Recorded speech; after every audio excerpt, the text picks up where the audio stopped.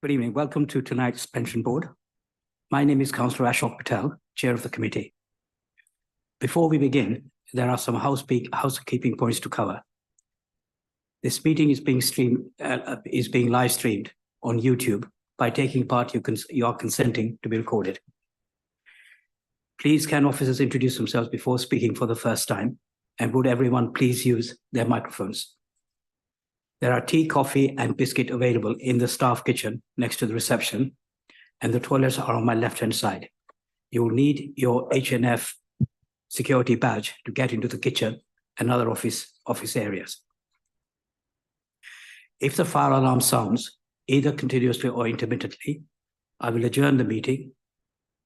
Please leave the meeting in an orderly fashion by the staff fire exit, which is behind to my right.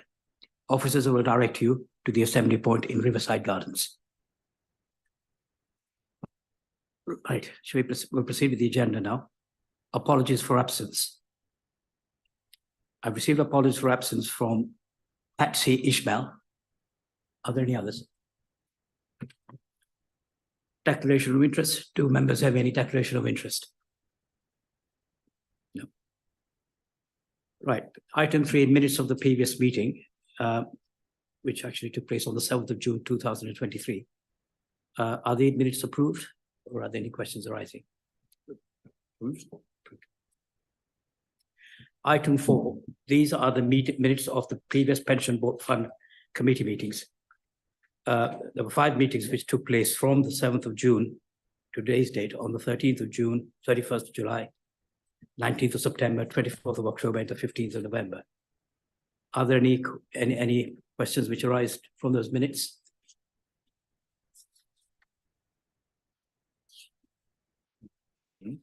No. I have a couple of questions. Perhaps you might be able to answer some of them. At page 21,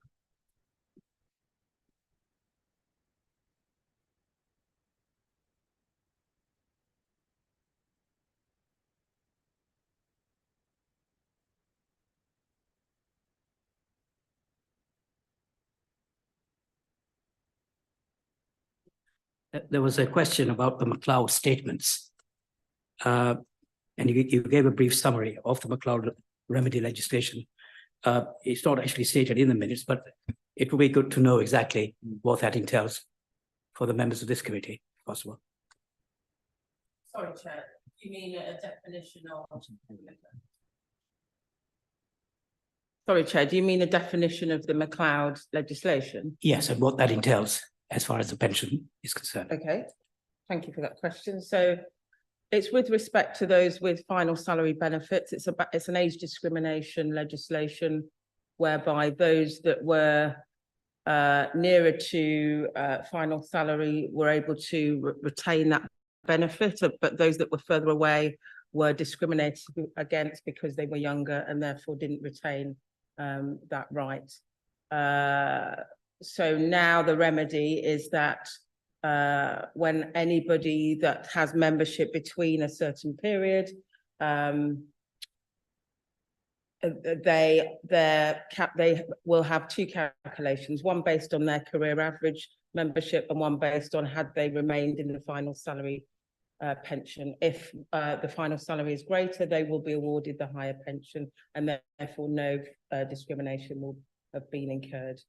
The remedy is a big process for our administrators because the software has only just been put in place in January and been tested in January, and they have been processing retirement cases pre that software being in place. So they will have to retrospectively go back to those cases and do that comparison exercise. Hopefully that answers the question, the impact of that going forward on the workflow within our administrators LPPA. I believe in the minutes, we've got the software already in place. We have, yes, Chair. So how long will it take to actually get it fully live, as it were? So they're carrying out the testing, the results of the testing should be imminent.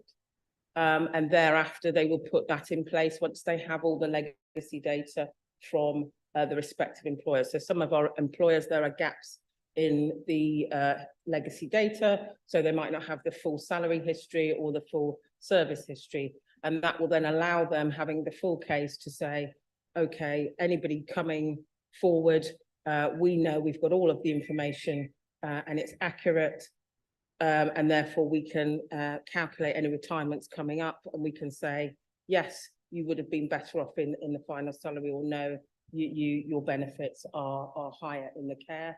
It will actually affect a very small number of LGPS members. I mean, you're talking about 1 or 2%, but the impact of the work is very far-reaching. So it's a big exercise for a very small percentage of people's benefit, but it still has to be carried out in line with the legislation. Thank you. Just one other question. Can I refer you to page 33, which are the key performance indicators?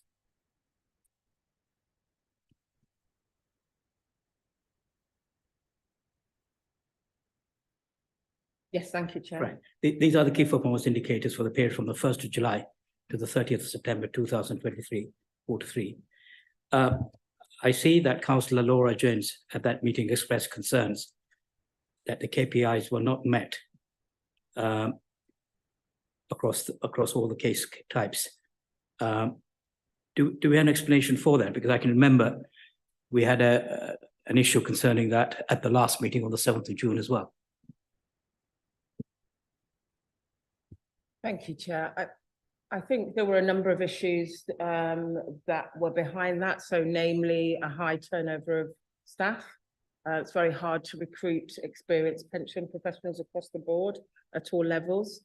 And LPPA isn't exempt from feeling the pain of that.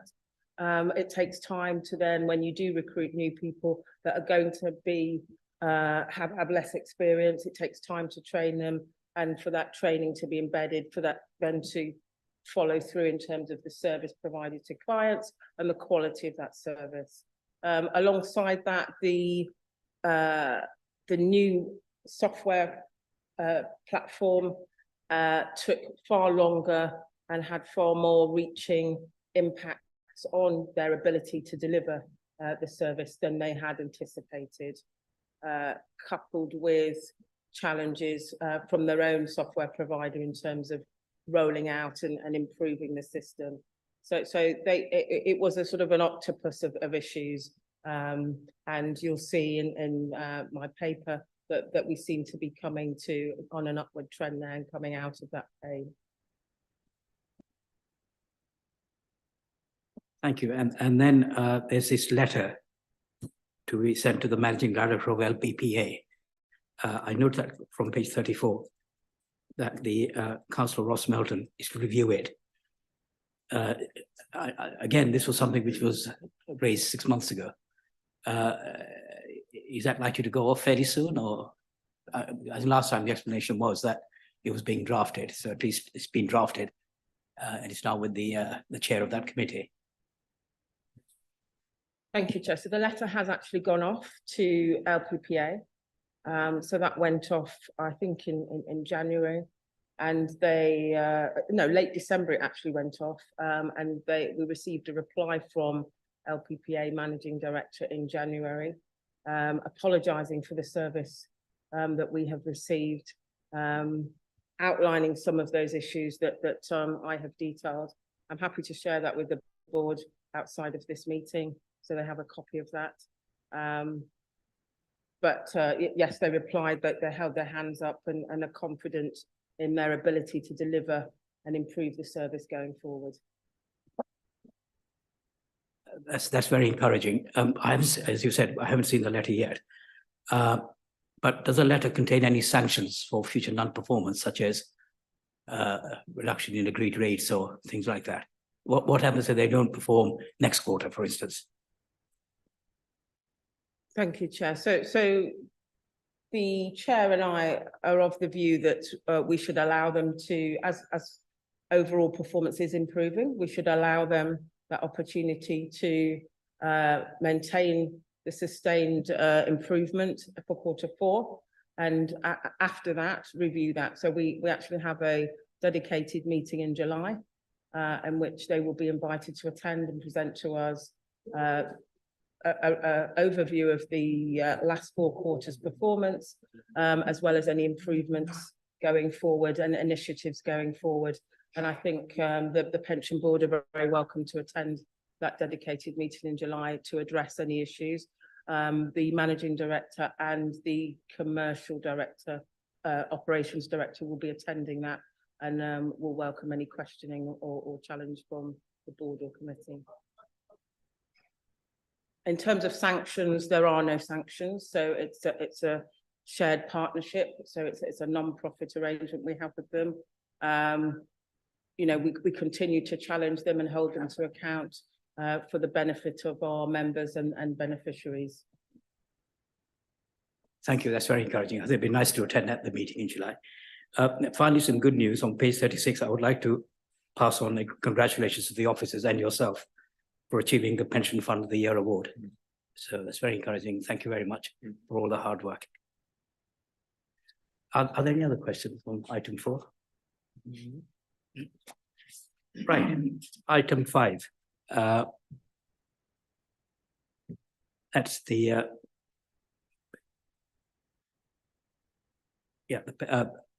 summary of the performance. So are we going to have some presentation on that? Thank you, Chair. So this paper sets out the key performance indicators for quarter 1 to 3, inclusive covering the period April to December 2023. The overall performance is consistent, moving from 96.5% to 96.9%. Although falling short in some areas, so below the 95% target, it was overall consistent and above target of 95%.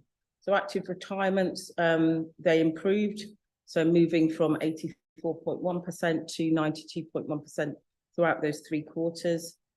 So just slightly below the 95% target. Deferred retirements fared better, with performance improving from 87.9% in quarter 1 to 95.8% in quarter 3. So above target reach for deferreds. Bereavements also improved, so from 85.7% in quarter 1 to 92% in quarter 3. Although on a positive note, in January, performance was 97%. So hopeful for that carrying through throughout the whole period of quarter 4. Transfers continue to be good over the period, with 100% of transfers in processed on time and 96.3% of transfers out. So the indicators are that we are looking at an upward trend in performance, just waiting for that to follow through for retirements and bereavements. So welcome any questions. Do we have any questions? I was just wondering if you could explain, because I can see here on the casework performance graph on page 7 of the KPI report, that the estimates is the one that is the most below the target. And if you could just explain to us a bit about what that entails and what it means, and how we could see that improve in the future.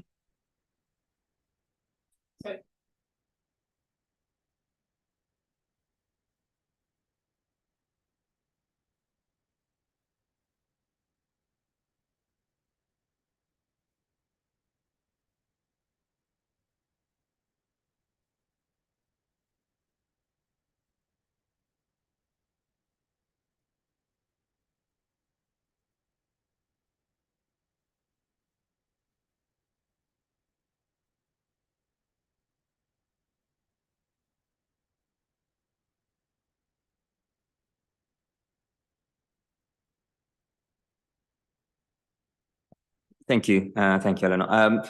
It also seems to me that of the how many 4 targets being missed, the 3 of them are for 5 working day targets. Is this something that concerns us? Is this something that we would have expected? Is this something that may change in the future? Just your thoughts on this. Eleanor Dennis, head of pensions. Thank you, Councillor. It's not what we would respect. Obviously, we have high expectations for our members and have an agreement in place whereby the expectation is that LPPA deliver those cases on target. I think it's the fallout of them recruiting enough staff, getting them trained up, but then looking at the full picture. And there's no good you're having enough people to do the work if there isn't enough people to check the work and then get it signed off and out the door. And so that's where they've kind of tripped up in this particular quarter. But as I say, the commercial director has confirmed to me that will be addressed in the respective departments to ensure that there's enough checkers in place to get the work over the line. Thank you. And just as a final point, I mean, over the last year and a half, we've seen and we've expressed our concern about especially the help desk calls performance. So I just wanted to commend you and the team. I know you've been putting pressure on them. So it's really good to see significant improvement, especially the fact that for the last 2 months, November, December, it was less than 0.5% over 15 minutes compared to what it was in a similar period of time the year before. It's I think worth celebrating, and thank you for all your work on that. Thank you very much, Councillor. And sorry, one point I forgot to address that you raised earlier in terms of that 5-day turnaround there. There is indications that going forward, LPPA may increase the SLAs in order to deliver a better service. I.e., is it realistic that they're able to get most of the work through the door within 5 working days? But thank you once again for your kind words on performance on the help desk. Oh, thank you. Thank you for saying that, Eleanor, because that's what I was trying to ask. Would that be a case of them moving the goalposts in the sense that we're missing the target, let's just move the target? Is that something that happens regularly? Is it something that should concern us? I can see how members would want perhaps to have these processes as soon as possible, even before the 10 working days.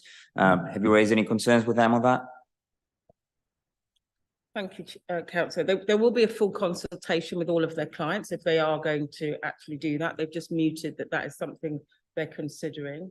I don't think it's necessarily of concern because it doesn't mean that they will get most work out in 10 working days.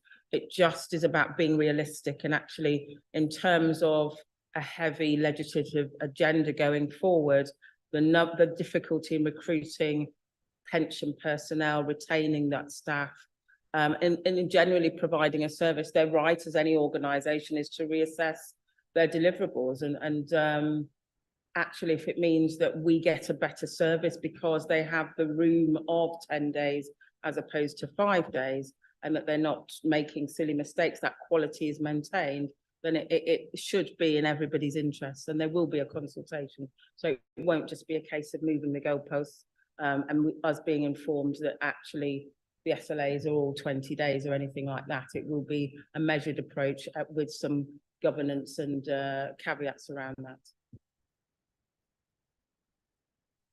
Are there any other questions? Eleanor, can I refer to page 9, the help desk calls performance? Firstly, congratulations to getting 60% of the calls under 2 minutes. It's very good. I'm still concerned that 35% of the calls take 2 to 10 minutes. Is there any reason for that? So I know from experience that it gets very tiresome to hold on after about 5 minutes, and most people will either put the phone down or call again. Is there a reason for that? Thank you, Chair. There are fluctuations with the calls. So Monday will be their busiest day always. And it's often difficult to predict. So that's a known that Monday. So they will they have been addressing that by putting more people on the help desk to try and alleviate the wait times there. If there's been a bank holiday, there will be a upward trend in calls. But they have recruited a new manager last year who's been very successful in driving down these wait times, and have been more receptive to collaborating and training the help desk staff so that they're able to close calls more efficiently. But you're always going to get, you know, fluctuations. They've even tried to divert some of the non-LGPS calls. So they also deal with police and fire for other clients. And they've tried to redirect those calls so that it doesn't impact, that tend to be more complex schemes, impacting on our fund callers having to wait on the back of those calls. So they are working on that, and they are going to make that going forward, or considering making it an SLA that will actually be reported on and managed more closely. So again, I think as part of the overall package of looking at their SLAs, that should be a positive for us and our members. Thank you. The Pension Fund Committee is asked to note the contents of this report. Is that agreed? Agreed.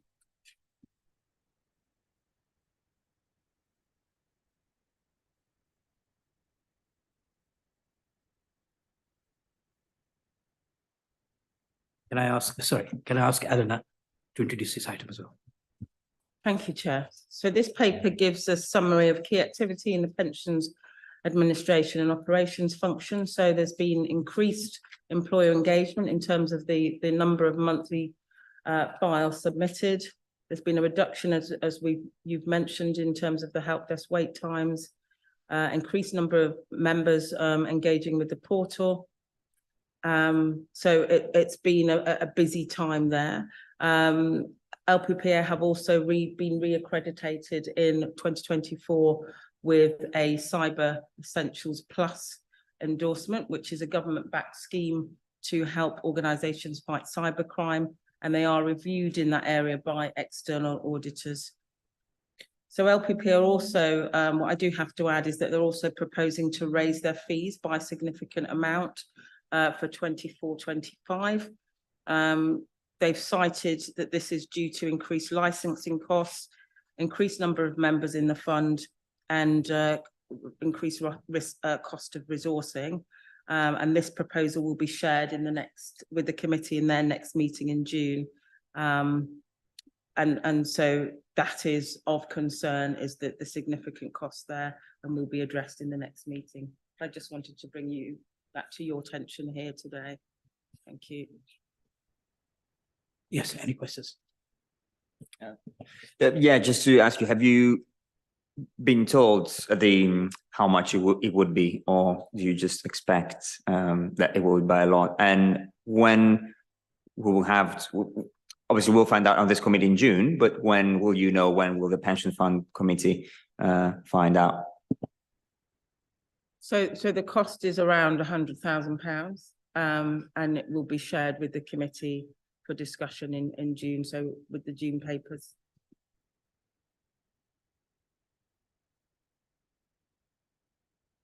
Any other questions? Can I ask, at page 55 under paragraph 1, there's been an introduction of a client relationship manager. Has that improved matters in any way, and what's the interaction between the council and the client relationship manager? Who is he? Thank you, Chair. So the client relationship manager was a new initiative by LPPA in order to improve relationships with clients on the back of the issues that they were having last year.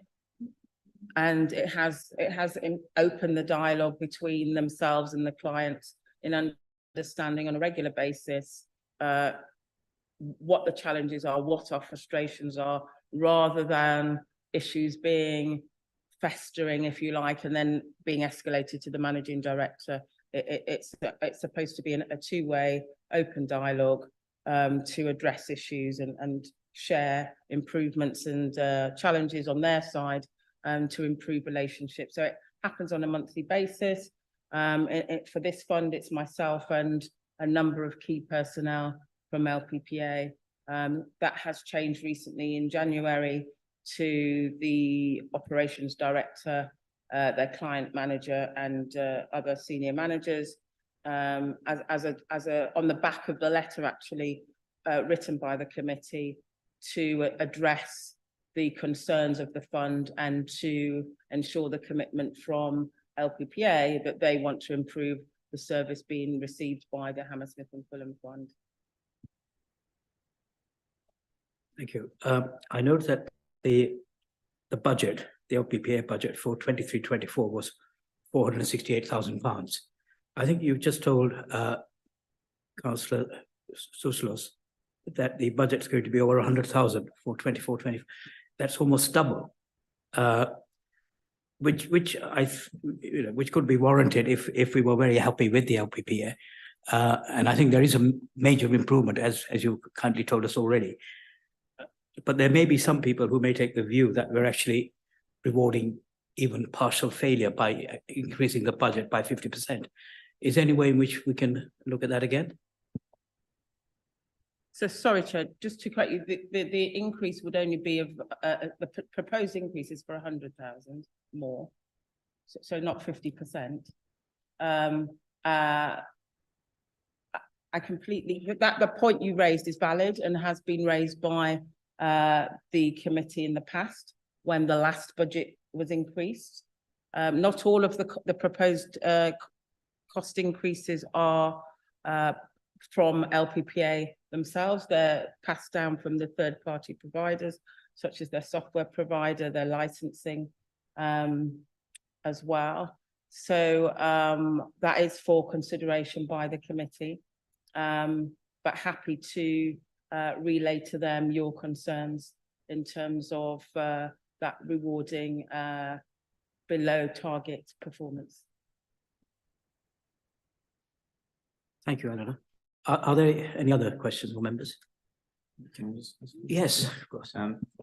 Sorry, Eleanor, you mentioned on this item and earlier and it's on the reports about changes to legislation. And I was wondering if, obviously you can't expect what you don't expect, but if there's something that we know that we expect will make a difference to the fund or the administration of the fund. Sorry, Councillor, could you repeat the question? If there's some incoming legislation coming in force over the next few months that will affect the fund or its administration. Thank you, Councillor. So certainly there's, as I've already touched on, the McLeod legislation. So the impact of that is not fully known in terms of the amount of resource it will take. But as I said, they've just coming through the testing period of the software. The impact of that in processing cases, will it make it longer? Will they need more people interaction there? There is a single code from the pension regulator that is coming into force end of March. The full extent of that is still being reviewed by funds and providers. So we await that. They are going to be doing some data work, some data cleansing work later in the year. So I know that they're looking at implementing an exercise there that will be resource heavy. There is the changes that there's possibly going to be a change in government, and most governments tend to tinker with pensions. We don't know what that looks like or what the effective date of that will be. And so there is likely to be an increased legislation, yes, but I don't have a full visibility of what that looks like, either because we're in the early stages of that being implemented and reviewed, or because it's not yet in place. So hopefully that answers your question. I just got one final question. Item 10 on page 56 refers to overpayments. Can you just tell us how that occurs, and what's the procedure for debt recovery? You say debt recovery teams try to recover outstanding payments. Firstly, why does it happen, and if so, what's the procedure of getting that overpayments back? Thank you, Chair. So overpayments tends to occur predominantly in the incident of an individual, a member of the scheme passing away. We may be notified quite late after the date of death of that member passing away, but payments still continuing, pension payments still continuing to that individual. And And then it's the case of how do we get that money back? So we might write to them, or the administrators may write to them several times and not get a reply. We then have to escalate that to LBHF's own debt recovery team in-house. We might have to do some tracing to find a next of kin. We might not have details of next of kin. They may be abroad. There could also be delays in actually getting confirmation of the date of death, especially if they are based abroad. So they are predominantly the types of incidences and the process in terms of recovering that money. So it is quite a long process. What I will say is it's also has a legislative cap.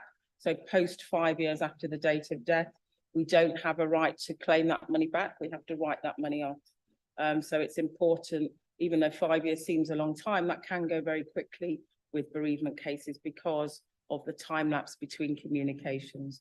So my team, I put in place, because we inherited a lot of legacy cases. So these updates are referring to legacy cases. So before LPPA were in situ with our old providers, Surrey County Council, that had been left for years. My team I asked them to collate an overview. We've looked at that overview, developed a spreadsheet and a relationship with LPPA bereavement team, and a regular process, a regular dialogue going back and forth to hold them to account, to ensure they're chasing in a timely manner, but then also to make decisions of whether it's in the interest of the fund to continue to pursue it, or whether it needs to be referred to debt recovery. So that's the improvement in the process that we've made since myself and my team have been in situ, because previously there was a number of legacy cases for significant amounts that we've had to write off because they were left for years. So hopefully that answers your question.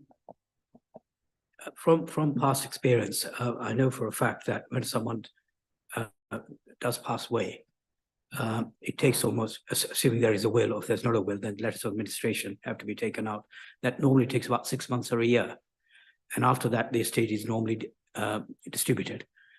In that instance, who would you request a refund from? Would it be from the executors or the beneficiaries, or do you know? Thank you, Chair. So it really does depend. So you're dealing with people's lives, so there's so many different scenarios. Often, in more cases than not, there is a dependent. So it may well be that the dialogue is between a dependent that is receiving a dependent's benefit, that we have to make a negotiation in terms of recovering the overpayment from the member's pension. I would say only a small number of cases are we dealing with the estates, and that there tends to be a solicitor involved there, who may, in some instances, tell us that there are no, the estate has no more money if we're too late, which is why the timeliness is important.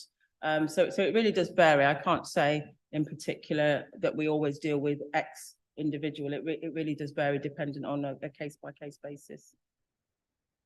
Thank you. The reason I mentioned that is, as I said, it takes 6 months or a year to get a grant of probate. During that period, the deceased bank account is normally frozen by the bank. So if that timeline is very important. If you were to have some sort of clawback from the bank direct by a third-party debt order, that probably would be a much better way of getting the money back than chasing executors or beneficiaries once it's been distributed. It's just a small case. Are there any other questions? Any other item? We need to pension committees consider and note the contents of this report. Agreed. Thank you. Item 7, pension fund quarterly update. There's an exempt appendix, but all open elements should be discussed in the public part of the meeting. So can I ask Patrick Rowe to briefly introduce this item, please? Thank you. Thank you, Chair. So this is your sort of standard quarterly update pack. It just covers the performance of the fund's investments up to 31st of December. Provides a bit of information on the cash flow activity and the forecast through the bank account. And it's an assessment of the risks and actions on the risk register. So just a few key points to touch on. The performance of the fund over the quarter was positive, returning 3.34% over the quarter. That is underperforming the benchmark ever so slightly. However, it is positive nonetheless. That's a mix of some good performance from some of our assets and some drag from some of the other assets, but it is a testament to the diversification of the fund and that working effectively. For 5.71% net of fees over the year to the end of December.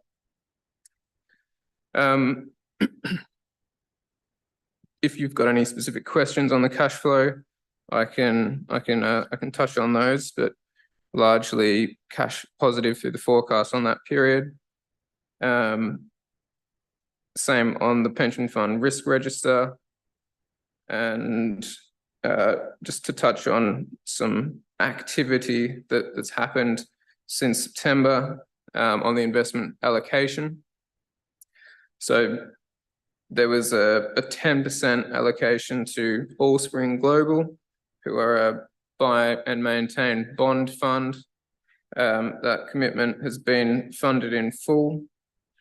And then there was a further 5% allocation to the London CIV Insight Buy and Maintain Bond Fund, split between 2.5% on short duration and 2.5% on long duration, which has also been funded in full. That was a reallocation from one fixed income manager into those two, and it gets a nice spread of different kinds of fixed income strategies. So again, effective diversification.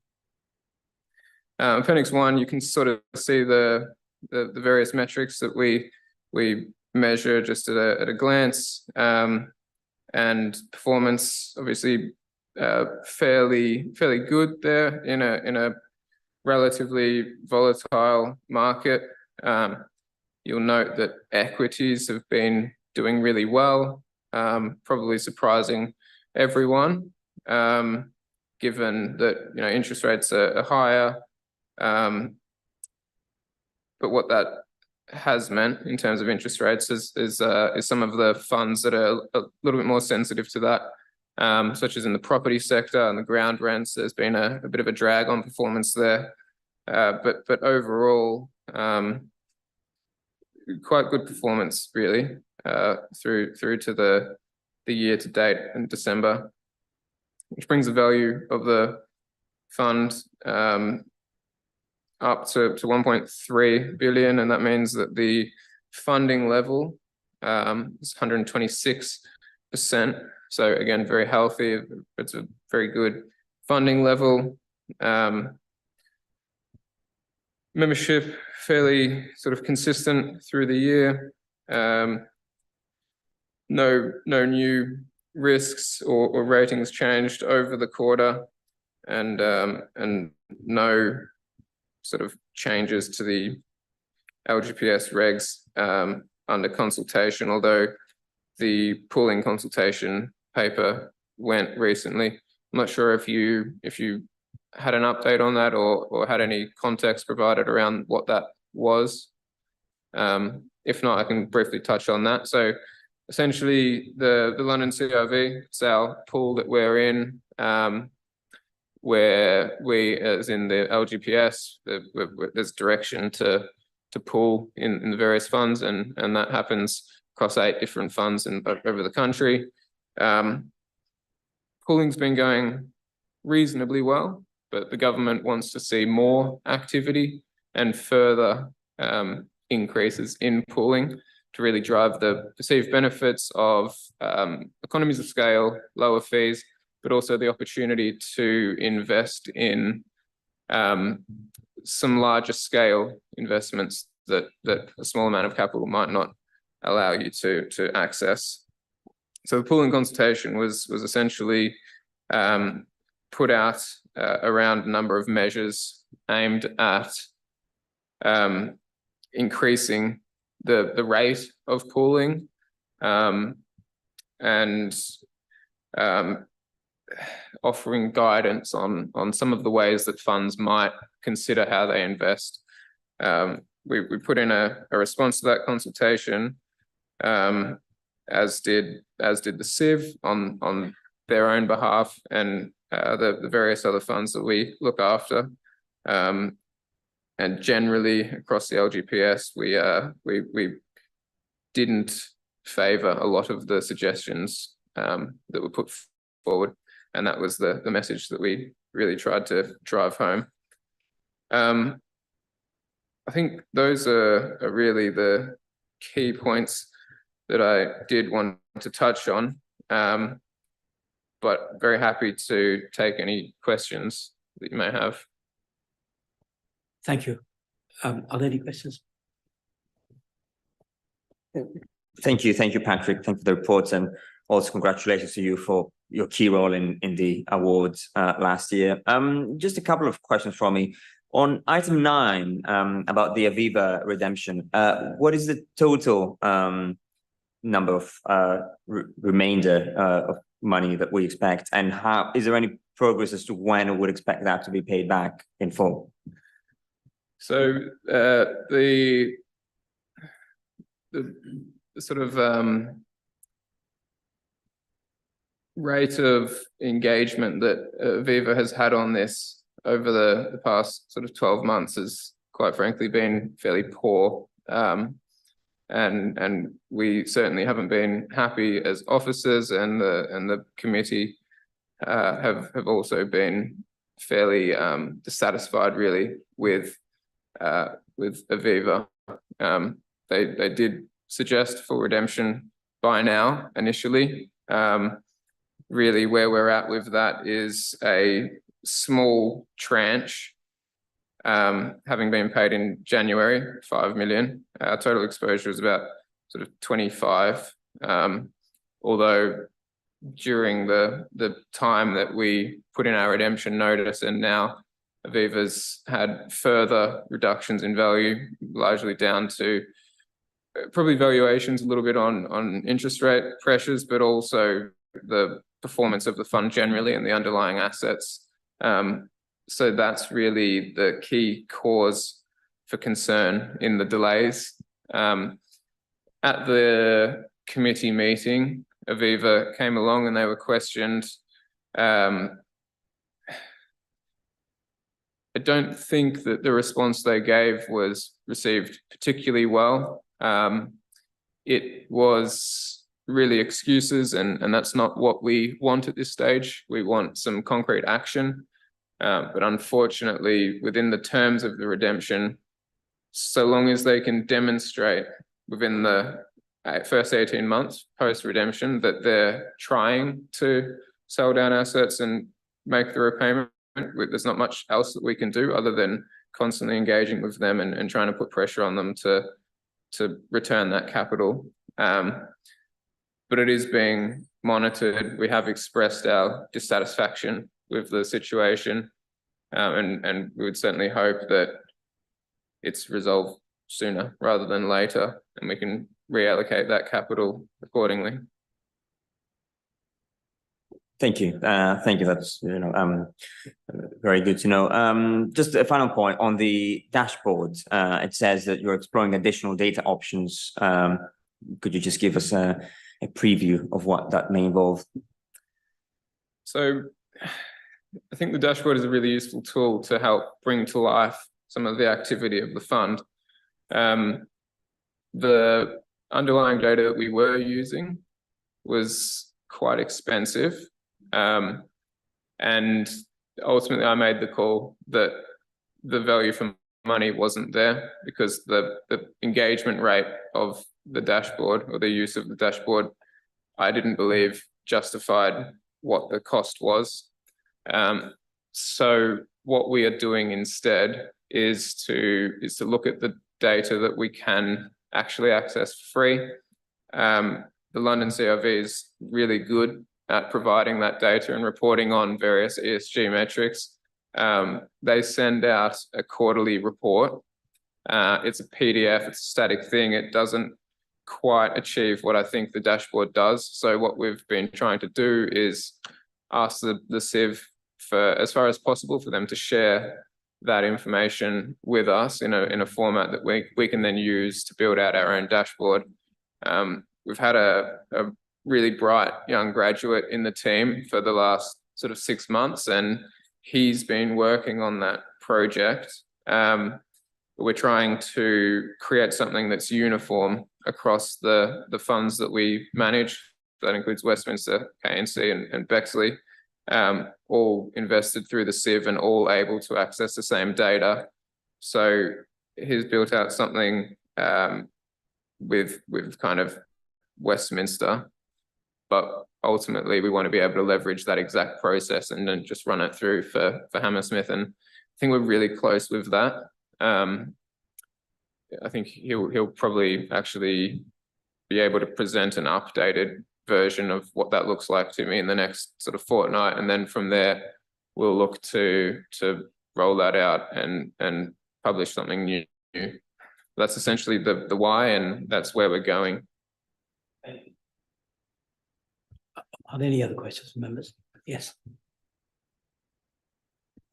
Yeah, I've got a question. Obviously, it's my first meeting, and I was quite interested in when you looked at the portfolio of our investments, that it's so heavily biased to United States of America that we actually invest 10 times more in America than we do in this country. And I wondered, there's a lot of talk at the moment about how pension funds could be, kind of enablers for growth and, investing in, British industry. And I was very interested that the difference is, 10 times as more. And I think I was quite shocked by that, to be honest, but maybe there's a rationale behind it. And I wondered whether you had any comments on that. It's not necessarily deliberate as such. It's kind of the result of circumstance. And that's actually what part of the pooling consultation was trying to touch on. It was trying to inject capital back into the UK. As you say, that's been spoken about a lot, unleashing some of that to help drive growth. Usually it's simply down to the actual opportunities that are available. The US is obviously a significantly larger economy. It is where there are a lot more investment opportunities that are more attractive, and that's almost essentially what it comes down to. There is still a reasonable spread, and that would be nice about the dashboard. It can kind of demonstrate that exposure on a geographical breakdown as well as the sector breakdown, but generally that is what we see as sort of the common outcome really in investment, is that it all tends to go to the US because it's more attractive, because it's a larger market, and that's where the opportunity is. To try and diversify away from that, you can look at emerging markets, and it's not something we're doing at the moment, but it's something that's being kind of discussed and considered, because again, those are really large investment opportunities, really large markets. But I think to kind of set a target to invest a certain amount in the UK would be quite challenging, and that was where one of the proposals within the pooling consultation fell short. And what that was to invest a sort of minimum amount in effectively venture capital, and to place guidance on funds to invest in a riskier way. the idea behind that was quite obviously to invest in venture capital within the UK and again try and drive that growth. But they actually couldn't even specify that because they knew that the opportunities wouldn't be there when you have the whole pool of the LGPS looking for those opportunities. So essentially, that's what it comes down to. Appreciate it. It's a bit of a chicken and egg situation, really. Do you move into the UK with the result of lower returns and underperformance, or do you go where the market is kind of booming and continues to do so, where there's a lot of economic development and a reasonable prediction that would remain the case? Is there a follow-up question?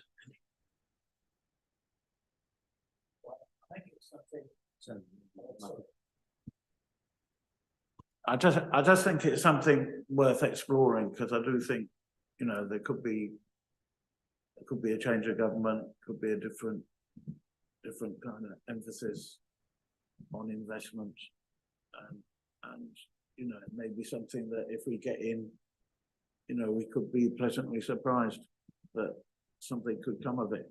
And I'm not saying pull out of America, but you know, that there could be something, you know, there could be some steer there that, you know, I don't think it's beyond the wit of some investors, because I do think the mood music is changing, and there's been a lot of articles recently about pension funds being used in this. You know, this is a way for growth. I think it could be something that would get a sympathetic ear of a future government. And there's talk of potential incentives from government for pension funds to, you know, to actually look at that. So it wouldn't just be going there. You know, there could be, I think there's some proposals that there could be incentives to invest given to pension funds, which would, you know, mitigate any potential loss of investment. So I do think, you know, it's worth, you know, just keeping your eye out and just looking at how the wind blows on that. I'm sure you're up on it, but it's just something that I think, as Eleanor indicated earlier, you know, if a new government comes in, they always tinker with pension funds. And this may be one area that they look to tinker with it. Yeah, I agree that very well may be the case. And we would always be exploring opportunities to ultimately get the best returns for the fund in line with our other investment strategy considerations. I think also worth mentioning a couple of the investments that are not equities. So, you know, some of the alternatives. Darwin is sort of leisure funds that are all based in the UK.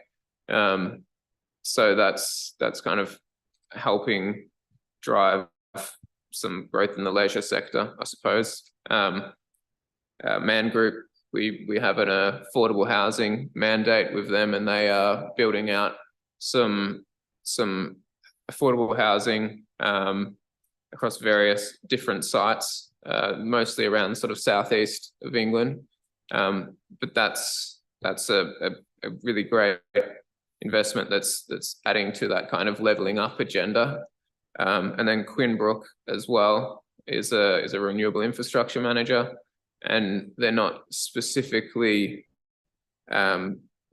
confined to the UK in their investments, but they do have some significant renewable infrastructure investments, including big solar farms. And one of my sort of favorite pieces of their technology is synchronous condenser, which is an old piece of tech, but an important one for the energy transition. And they've got one of those down in Wales. So there are some allocations that are outside of your equities mandate, and equities is generally where you would see the bulk of that US exposure, and probably in some of your fixed income as well. But in the alternatives, there's certainly considerations about getting money allocated to the UK, and those are all delivering really well on that mandate. Thank you. Patrick, a couple of things. Firstly, I note that for the last quarter, the fund underperformed its benchmark and delivered an absolute return of 3.34%. And over the year, up to the 31st of December 2023, there was a return of 5.71%. I mean, that's good. What I don't understand is the exposure to long-term fiduciary deposits. I mean, as you know, this year has been an opportunity which most people have never had over the last 10 years, especially pensioners who can now actually get a decent return on the monies they've actually deposited in their bank account. Have we taken full advantage of that? Because you mentioned venture capital investments in the US. There's always an element of risk attached to those. And as you've seen, although the equities have done well this year, bonds have been a drag. Whereas investment in a fiduciary deposit is a safe option. And my understanding is that rates are being offered in safe banks, in places like the Far East, by 7-8%. Have we taken full advantage of that, do you think?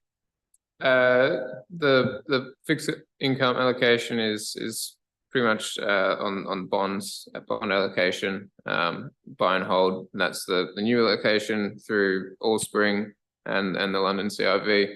That was a shift away from an underperforming bond fund.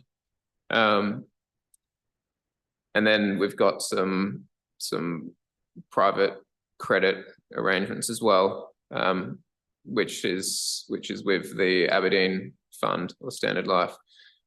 So not necessarily in that specific asset class. However, we probably are trying to lock in some of the higher fixed income rates and capitalize on that within the various fixed income mandates that we have. That would include Oak Hill Capital as well, who are fixed income as well.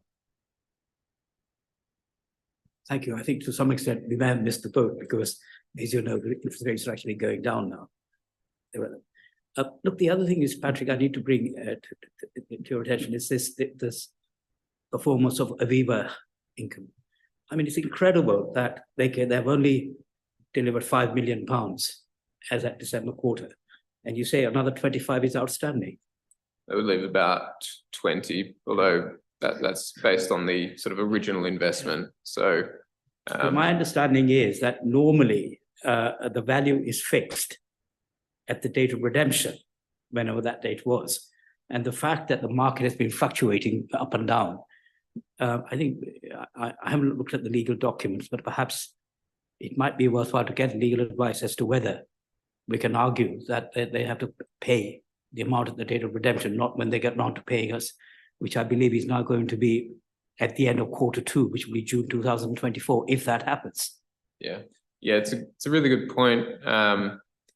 And the committee did raise that as well. We unfortunately found that it wasn't fixed at the point of redemption, but it's based on the last valuation date before the funds are returned. So we are, unfortunately, as a result, exposed to the price movements up or down.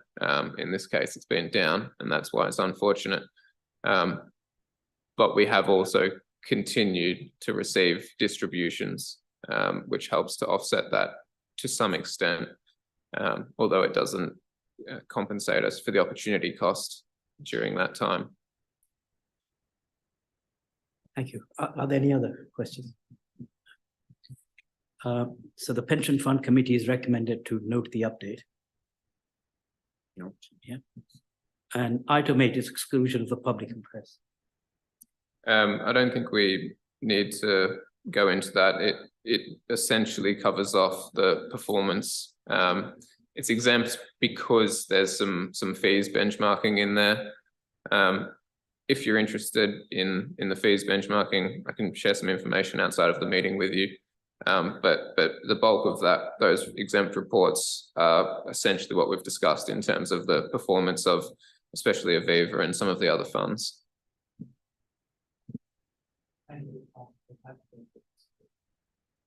For attending. And unless there's any other outstanding issues, I'll call the meeting to an end. Thank you very much for attending.